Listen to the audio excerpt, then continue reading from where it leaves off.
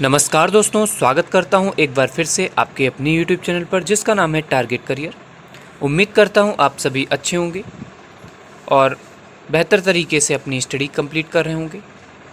आज है 12 अप्रैल और 12 अप्रैल के करंट अफेयर्स के क्वेश्चंस आपके सामने लेकर के उपस्थित हुआ हूं। आशा करता हूं ये वीडियो आपको बेहतर लगेगा और जो भी भाई बहन हमारे YouTube चैनल पर पहली बार विजिट कर रहे हो तो प्लीज़ चैनल को सब्सक्राइब कर लें, बेल आइकन को प्रेस कर दें जिससे आगे आने वाली वीडियोस आप तक जल्द से जल्द पहुंच सकें। चलिए चलते हैं, ज़्यादा टाइम वेस्ट नहीं करेंगे आपका। चलिए देखते हैं पहला क्वेश्चन। हाल ही में विश्व पार्किंसंस दिवस कब मनाया गया है? तो इसका सही आंसर है 11 अप्रैल को। 11 अप्रैल को विश्व पार्किंसंस दिवस मनाया गया है। कुछ इम्पोर्टेंट फैक्ट्स इसके बारे में समझ लीजिएगा। तो ये एक बीमारी टाइप की होती है जिसमें कंपन, जकड़न, संतुलन खराब हो जाता है और संवेदन की परेशानी तक ये शामिल हो सकता है। इस दिन जेम्स पार्किंसन की वर्षगांठ भी मनाई जाती है, जिन्होंने 1817 में पहली बार इस बीमारी को पहचाना था और इसके ऊपर एक निबंध इन्होंने लिखा था। ऑन द शेकिंग पॉलिसी इनके निबंध का नाम था। आई होप ये सारे पॉइंट आपको समझ में आ गए होंगे। चलिए देख लेते हैं कुछ इम्पोर्टेंट डेट के बारे में जो अप्रैल में मनाई गई हैं। तो पहला 1 अप्रैल की बात करें तो उत्कल दिवस और आरबीआई का स्थापना दिवस मनाया गया है। 2 अप्रैल की बात करें तो अंतर्राष्ट्रीय बाल पुरस्कार दिवस, विश्व आर्टिज्म दिवस मनाया गया है। 4 अप्रैल की बात करें तो संयुक्त राष्ट्र का अंतर्राष्ट्रीय खदान जागरूकता और खदान कार्य में सहायता दिवस मनाया गया है। 5 अप्रैल की बात करें तो राष्ट्रीय समुद्री दिवस मनाया गया है।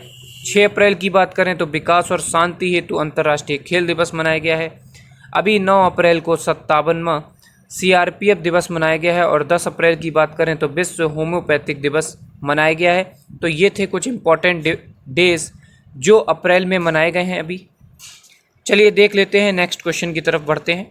हाल ही में ऑस्ट्रेलियाई F1 ग्रांड प्रिक्स का पुरस्कार किसने जीता है? तो इसका सही आंसर है चार्ल्स लेक्लर ने। चार्ल्स लेक्लर ने अभी हाल ही में 10 अप्रैल को ऑस्ट्रेलिया F1 ग्रांड प्रिक्स का खिताब जीता है। बात करें सर्जियो पेरेज की तो ये 2nd नंबर पर रहे हैं और जॉर्ज रसेल की बात की जाए तो ये 3रे नंबर पर रहे हैं। ये फार्मूला जो है अब 1 से 24 अप्रैल तक एमिलिया रोमांगा ग्रांड प्रिक्स के लिए इटली के लिए रवाना होगा, जिसके बाद 8 मई 2022 को मियामी ग्रांड प्रिक्स उद्घाटन में भी शामिल होगा। तो ये कुछ थे इम्पोर्टेंट पॉइंट, तो आप समझ गए होंगे। अगर ये वीडियो आपको अच्छा लगता है तो वीडियो को लाइक करना ना भूलें, चैनल को सब्सक्राइब कर लें। चलिए देखते हैं नेक्स्ट क्वेश्चन को। हाल ही में किस रेलवे ने एक स्टेशन एक उत्पादन की पहल शुरू की है? क्वेश्चन को फिर से देख लेते हैं। हाल ही में किस रेलवे ने एक स्टेशन एक उत्पाद की पहल शुरू की है? तो इसका सही आंसर है दक्षिण मध्य रेलवे ने। दक्षिण मध्य रेलवे ने ये अभी हाल ही में ये पहल शुरू की है, एक स्टेशन एक उत्पाद। समझ लेते हैं कुछ इम्पोर्टेंट पॉइंट। तो इस पहल के तहत 6 प्रमुख स्टेशनों की शुरुआत होगी सबसे पहले, जिसमें सिकंदराबाद, कांचीगुड़ा, विजयवाड़ा, गुंटूर, औरंगाबाद स्टेशन पे स्टॉल खोले गए हैं। सरकार ने आम बजट 2022-23 में नई पहल की घोषणा की थी और तिरुपति में पहले से ही इसका परीक्षण चल रहा है। मतलब तिरुपति हो गया, सिकंदराबाद हो गया, कांचीगुड़ा हो गया, विजयवाड़ा हो गया, गुंटूर हो गया, औरंगाबाद, ये कुल मिलाकर के 6 मुख्य स्टेशन में शुरुआत की गई इस पहल की। आई होप आपको सारे पॉइंट समझ में आ गए होंगे। बढ़ते हैं नेक्स्ट क्वेश्चन की तरफ। हाल ही में थाईलैंड ओपन बॉक्सिंग में भारत ने कुल कितने पदक जीते हैं? तो कुल मिलाकर के भारत ने 10 पदकों को जीता है, जिसमें से 3 स्वर्ण पदक, 4 रजत पदक और 3 कांस्य पदक इस टूर्नामेंट में समापन तक हासिल किए हैं। जिसमें आप इम्पोर्टेंट पॉइंट है तो आप इम्पोर्टेंट पॉइंट को याद रखिएगा।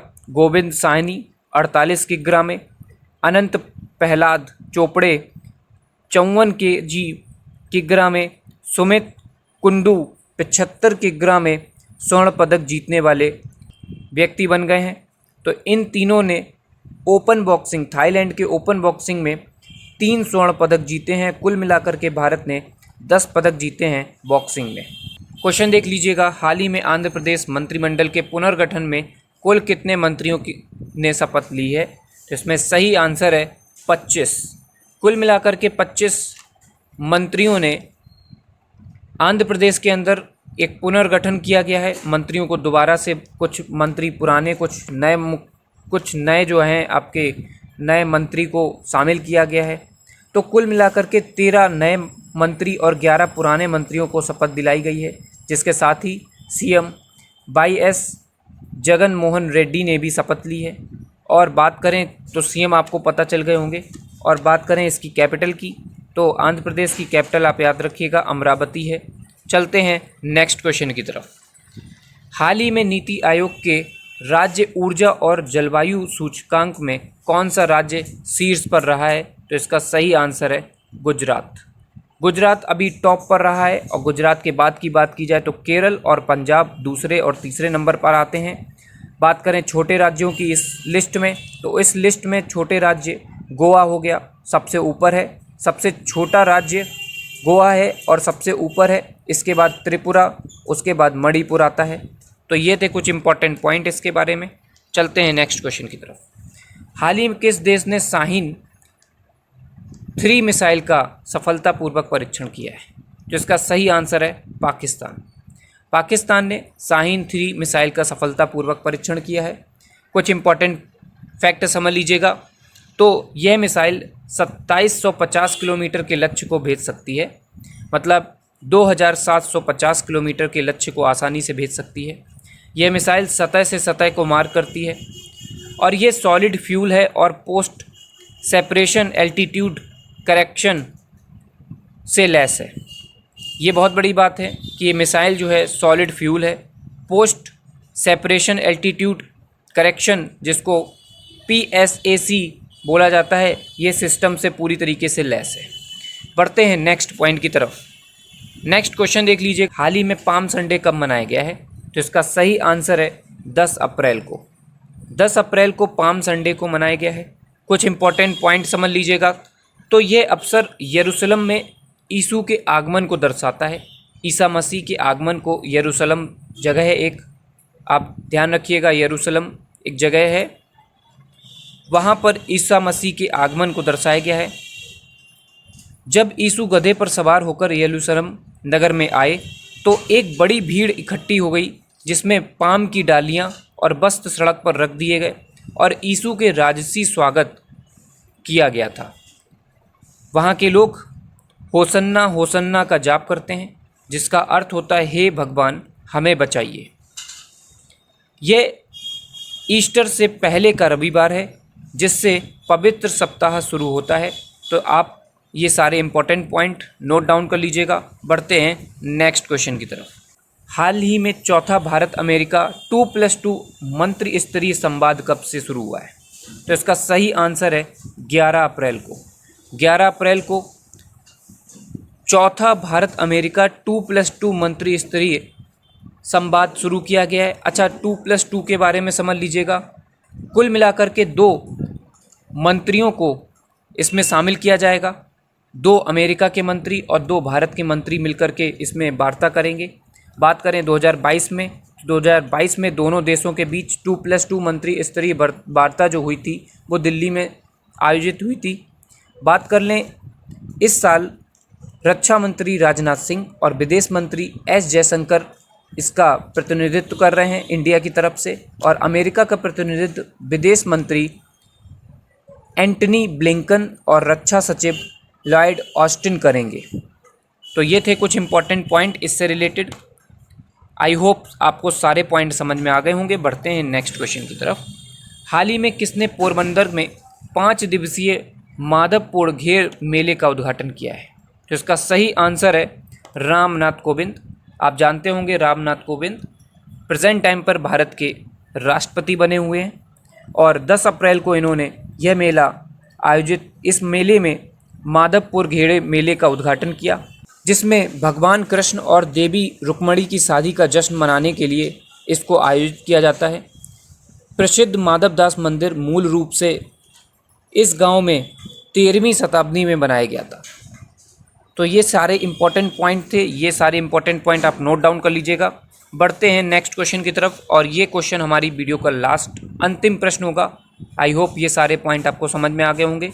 बढ़ते हैं नेक्स्ट क्वेश्चन की तरफ। तो हाल ही में दुनिया के सबसे बड़े इलेक्ट्रिक क्रूज जहाज़ ने किस देश की यात्रा की है?